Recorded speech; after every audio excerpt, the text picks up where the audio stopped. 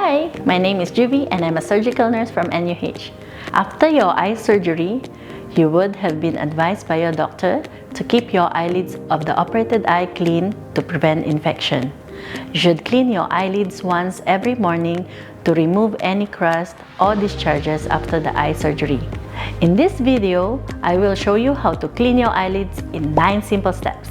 Step 1. Before cleaning your eyelids, wash your hands thoroughly with soap and water and dry them with a clean towel.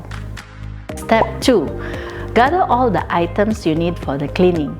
They include 1 packet of sterile cotton swabs, 1 ampule of normal saline solution, 1 roll of micropore surgical tape, and 1 clean paper towel. Step 3. Gently remove the tapes which is holding the eye shield over your operated eye. Step 4. Wash the eye shield with soap and water and dry it with a clean paper towel. Keep it aside for use later. Step 5. Open the packet of swab and the ampule of saline solution. Pour the saline solution into the packet of swabs. Squeeze the packet until all the swabs are soaked with saline solution.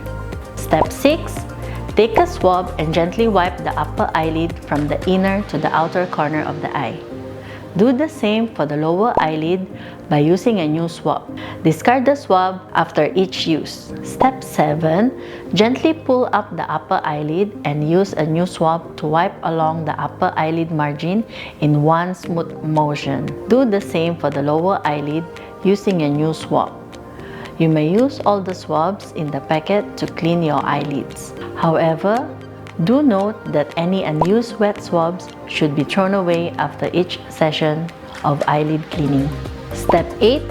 Wear your eye shield and use the surgical tape to secure the eye shield. Step 9.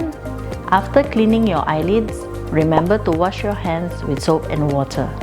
I hope this video has been helpful. Thank you. Goodbye.